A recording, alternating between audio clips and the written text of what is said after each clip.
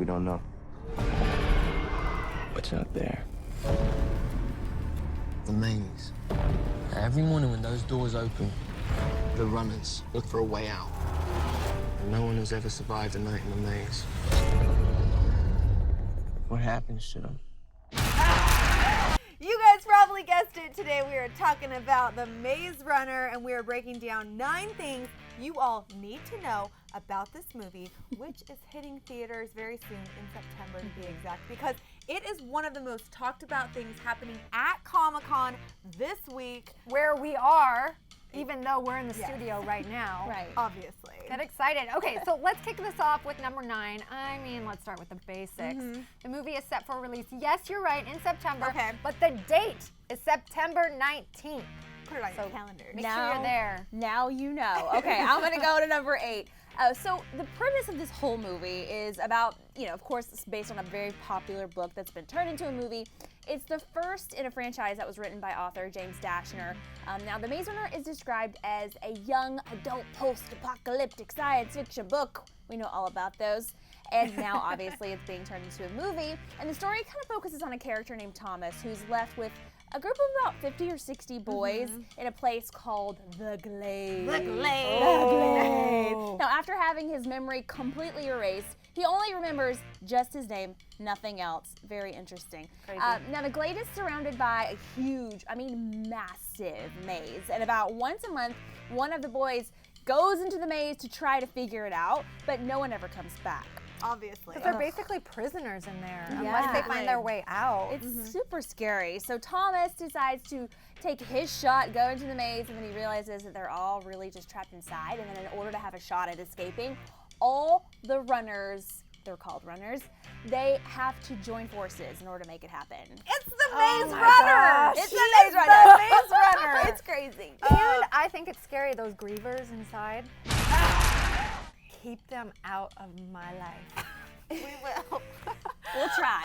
Well, try to number hold them 7, back. you guys, there's kind of a big shocker, unless, of course, you've read the books. So the day after Thomas arrives in the Glade, a girl is brought in. OMG, drama. They're all like, oh, and she has a message for all the guys inside of the Glade that she is going to be the last one ever. And FYI, she knows Thomas. Check it out. It's a girl. Thomas. That was crazy. Looks like they need a couple women around there. That place looks a little shabby. They look dirty. They need a shower.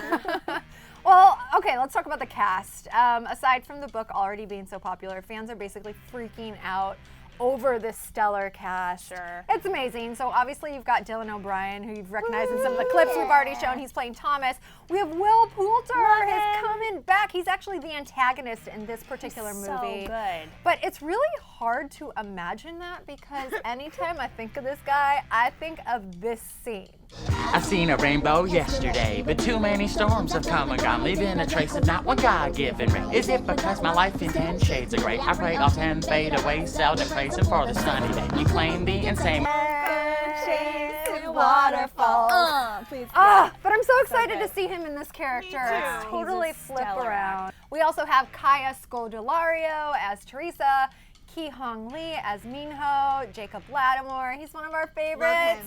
He's playing Jeff, and then the list goes on because there's a lot of guys who are in the maze. And you guys, a really fun fact to know, even though the movie is called The Maze Runner, Dylan did not even have to run for his audition. In fact, the first time anyone ever saw him run for this project, I gotta add, was on the set. That's so funny. You don't have to run too far. Yeah, exactly. He's all about sprinting, and he's gone on the record to actually say he quote unquote loves to sprint.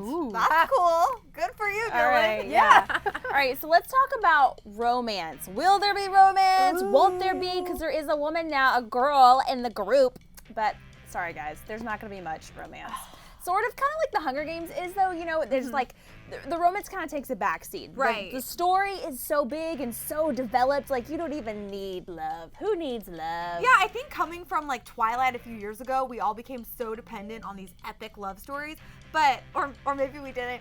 But you can still have a great movie without the romance being the center focus, which, you know, the Hunger Games And Divergent. anything that's post-apocalyptic, there's a more important purpose have to that life at that survival. point. Yeah, Survival. survival's first. So then some love can come after that. It's so true. Another thing that you always think of when you have a book turned movie is how are these going to be different from each other? And the movie is in fact going to be different from the book. The director confirmed that unlike in the book, Thomas and Teresa will not be communicating telepathically in the movie. So spoiler alert for you guys. James Dashner, who's the author, he went on the record to say that he was okay with this because, I mean, if you guys think about it also, he said that a lot of times in movies when there's telepathy, it really ends up being cheesy, and I can already think of some that come to mind where people are like communicating just by looking at each other, and it's really hard to pull off. It is. It's a little difficult to Yeah, follow. yeah. And one other thing I heard is that the movie is the book on steroids. Oh my So gosh. if that doesn't get you excited, You can I tell. don't know what will. The trailer, based on the trailer alone, can I tell. mean, you were screaming in our office, so we're obviously pretty excited. Okay, so this next one, number 3, it's a little BTS, okay? Behind the scenes. I hate this. I hate knowing this. Snakes on a mother glade. Okay? Snakes apparently were all over the set. The set was literally overrun with snakes. No joke. Just watch this clip.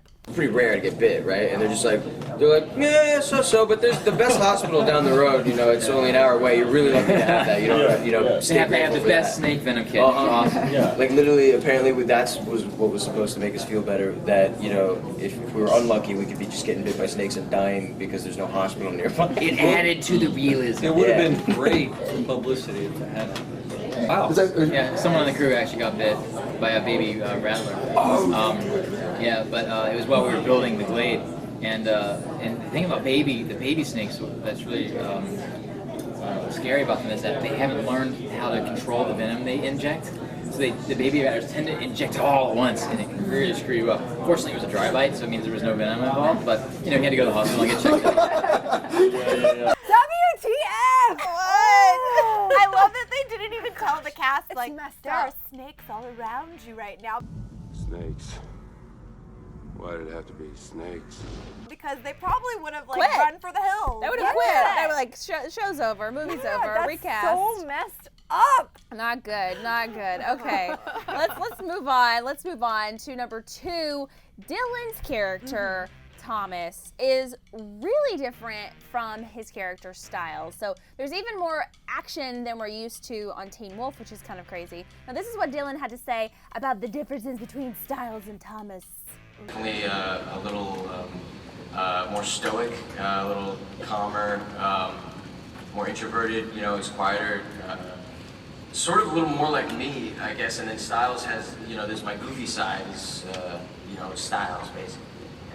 I'm just excited to see him take on a new character because we've only really seen him in like comedy roles, and Stiles has had a lot going on Teen Wolf, but this is going to be, he's an action star with grit and emotion And he looks drama. really good. His acting looks really good Yeah, it from what I've does. seen in the trailer so far. I agree. Yeah. But you guys, at our number 1 spot, would you believe, guys, that Dylan O'Brien almost did not get this job because of his hair? What? Can you guys He's believe got that? such a great head of hair. He really does. He's a good-looking guy. We know our fans and our viewers are obsessed with him. But he said when he auditioned, he said this, quote, "I didn't hear back for like a month and a half because Wes, the director, was like, his hair is too MTV." That's what he thought, which was so funny. Then he saw a picture of me with more regular hair, the buzz cut or something from Teen Wolf, and he brought me back, and it just worked. It ended up working out. Thank God for that buzz cut, Dylan Oh, O'Brien. goodness. Stand up against hair discrimination. That's just rude. That's why they call it acting. Yeah. Am I right? Yeah, You're right. Come on. You couldn't have an imagination to envision what he looked like with a buzz cut? Right, or just pull out Photoshop. We're advanced now. Yeah. We've got technology to Good figure that stuff point. out. I am so excited about this movie. I know we're so excited. huge at Comic-Con, and we're obviously covering it, so you guys have got to check that out. I want it out now. The movie is out. Dana. September 19th, you guys. I'm going to be at the movie theater. I'm hoping to get a press invite early on this one. Likewise. That's for sure. But you guys stick with us right here at Clevver and let us know what you are looking forward to most about The Maze Runner. Thanks for watching. Bye, guys. And click right here to check out all the details you need to know about Comic-Con. It's happening now.